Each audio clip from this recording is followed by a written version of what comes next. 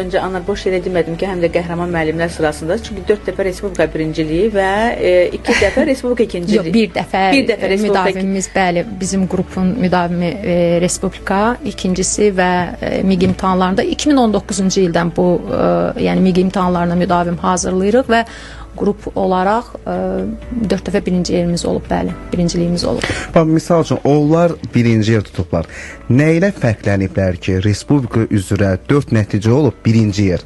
Yəni, hansı bir metodla onları öyrətmişsiniz, nələr demişsiniz ki, onlar digərlərindən fərqləniblər və daha yaxşı nəticə əldə ediblər? Sizin cavab versəm ki, heç özüm də bilmirəm, bu biraz qeyri-peşəkarlar. Peki, tələbkar olmağınızdan da irəli gələ bilər? Məncə, tələbkar deyəndə ki, bunların əksəriyyəti bizdən onlayn hazırlaşanlarda, onu da qeyd edeyim. Yəni, burada məncə onlarda məsuliyyət hissini yaratmaq, bütün işlərdə məsuliyyət hissi önəmlidir və mən öz işimə əgər məsuliyyət deyəmsə, məsuliyyət tələb etməklə də olmur. Sadəcə, belə deyək də, duyğusal olaraq onlara onu yükləməyə çalışıram ki, mən məsuliyyət deyəmsə, xəstəliyə, nə bilim, başqa bir işlərə falan baxmadan, mən sənin qarşıma gəlirəmsə, dərsə hazır, sən də o formada gəlməlisən və bu insanlarda bu dəqiqə, yəni bu əsas problemi, amma da psixoloji nəsə problemlər yaşayır hər kəs. Özümü hazır bilmirəm bugün.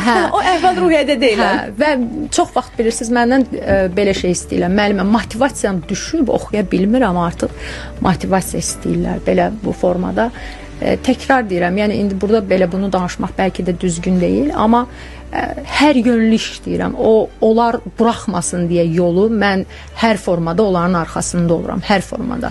Şəbnəm xanım, onu da biraz